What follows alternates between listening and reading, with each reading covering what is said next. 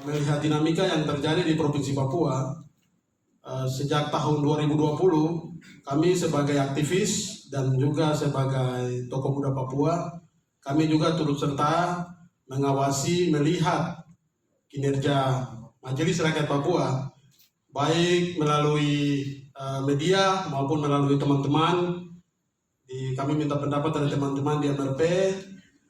Kami juga sempat berdemo 2 kali di MRP, tapi sayangnya tidak ada anggota MRP pada waktu itu. Kita demo tentang bagaimana MRP harus kembali ke jalur yang benar, karena MRP ini mempunyai 3 fungsi. Yang pertama, perempuan, adat, dan agama. Jadi MRP ini tidak melakukan politik praktis. Seperti itu. Yang kedua, tadi malam saya berdiskusi dengan teman saya di Jakarta, teman juga ahli dalam bidang hukum. Kami sempat video call terkait bagaimana gugatan MRP terhadap pasal 77 yang ada di dalam amanat Undang-Undang Otonomi Khusus tahun 2001. Kalau kita melihat apa yang dilakukan MRP, ini salah satu bagian dari apa yang dinamakan dengan judicial review. Jadi saya langsung di sini saya akan menunjukkan bagaimana kelemahan-kelemahan yang nanti MRP dapat dan akan berbenturan dengan apa yang nanti mereka lakukan di Mahkamah Konstitusi. Yang pertama mungkin saya akan bicara dari sisi agama, bahwa saya lahir dari orang tua yang mempunyai toleransi yang tinggi. Bapak Kristen, mama juga punya keluarga Muslim banyak. Tapi saya ingin ingatkan bahwa kita di Papua, apa yang kita maklumi dan kita percayai sebagai orang Nasrani, kalau kita melawan pemerintah, mari kita kembali ke Roma 13. Karena di Roma 13, pemerintah adalah wakil Allah. Apapun yang kita lakukan, kita melawan pemerintah, tetap kita akan berhadapan dengan tembok yang besar. Seperti itu. Yang berikut, ada 2 judicial review. Yang pertama adalah bergaya USA dan yang kedua bergaya Australia. Jadi yang pertama itu mungkin saya ada dikirim ya, saya langsung baca di sini oleh teman supaya lebih jelas. Yang pertama di sini mungkin terkait khususnya di dalam Undang-Undang Dasar 1945 di dalam pasal 24 ayat 2 junto pasal 24C, di sana disebutkan di pasal 24 ayat 2, kekuasaan kehakiman dilakukan oleh sebuah mahkamah agung dan badan peradilan yang berada di bawahnya dalam lingkungan peradilan umum, lingkungan peradilan agama, lingkungan peradilan militer, lingkungan peradilan tata usaha negara, dan oleh sebuah Mahkamah Konstitusi. Kalau kita melihat ini, kita bisa saja bilang bahwa MRP sudah salah. Yang pertama, MRP tidak melalui tatib dan mekanisme secara kelembagaan. Itu yang pertama. Maksudnya apa? Dia harus mengundang seluruh anggota MRP, karena mereka ini disebut yang mulia. Mengundang semua. Di sana dia tanya apakah kita layak enggak untuk menggugat ke MK.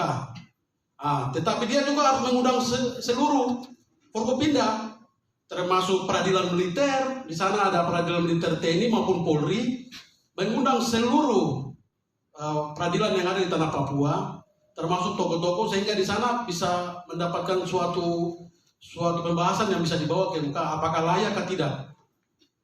Untuk itu, yang kedua adalah ini. Mungkin saya akan baca, ini teman ada kirim, kita malam diskusi juga banyak. Yang kedua ini pasal 24. Mahkamah Konstitusi pasal 24 ayat 1. Mahkamah Konstitusi berwenang mengadili pada tingkat pertama dan terakhir yang putusannya bersifat final untuk menguji undang-undang terhadap undang-undang dasar. Sesuai ketentuan pada pasal Undang-Undang Dasar Negara Republik Indonesia tahun 1945, itu ada 2 hal, 2 kemungkinan. Yang pertama itu lembaga peradilan Mahkamah Konstitusi, dan yang kedua, menguji undang-undang terhadap undang-undang dasar. Sehubungan dengan hal tersebut, pengertian bahwa pengujian undang-undang adalah pengujian terhadap produksi hasil undang-undang, maka lembaga yang berhak untuk menguji undang-undang itu DPRP. MRP tidak punya hak untuk menguji undang-undang ke MK. Seperti itu. Yang berikut kita paham ya, kita paham pasal 77 ya, kita paham pasal 77. Tetapi di situ kan ada kata dapat. Dapat berarti bisa dapat, bisa tidak. Ini yang harus dipahami oleh segelintir orang di dalam MRP, Majelis Rakyat Papua. Saya tidak sebut semua, karena saya yakin di dalam tubuh MRP itu banyak sekali orang-orang baik. Orang yang bisa berbicara sesuai tupoksi. Seperti itu. Itu yang kami harapkan. Yang kedua mungkin terkait, ini aspirasi dari teman-teman pemuda juga terkait afirmasi terhadap TNI Polri maupun perwira karir. Yang saya mau sampaikan bahwa kita jangan berharap terhadap apa yang namanya afirmasi dan hak-hak yang melekat pada diri kita. Ini penting kan.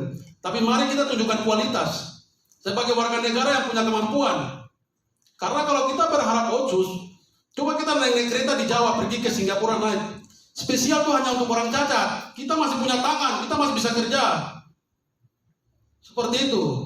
Jadi harap untuk teman-teman, orang-orang tua diafirmasi, ingatkan kepada kita punya generasi muda asli Papua. Jangan kamu berharap kepada otsus atau afirmasi. Mari kamu belajar yang baik. Lakukan hal-hal yang positif untuk kemajuan rakyat Papua. Karena mau masuk TNI Polri itu tidak gampang. Tidak gampang. Ini kita ciptakan produk yang bisa menjaga kedaulatan. Jadi kita tidak hanya masuk karena saya ini orang asli Papua punya otsus, saya harus minta afirmasi dari Majelis Rakyat Papua. Tidak. Kita belajar yang baik, tunjukkan kualitas bahwa kita bisa. Tanpa otsus pun kita bisa. Seperti itu. Jadi maksud kami di sini sebagai anak-anak muda Papua, tolonglah MRP ingatkan juga kepada seluruh grup di afirmasi bahwa mari kita ingatkan kepada kita punya saudara-saudara yang anak-anak Papua yang ingin masuk menjadi TNI Polri atau sekolah kedinasan. Kamu belajar yang baik, tunjukkan kualitas sebagai anak Indonesia, sebagai anak Papua yang baik. Seperti itu, sehingga nantinya kamu menjadi prajurit yang baik, yang handal, yang bisa menjaga kedaulatan.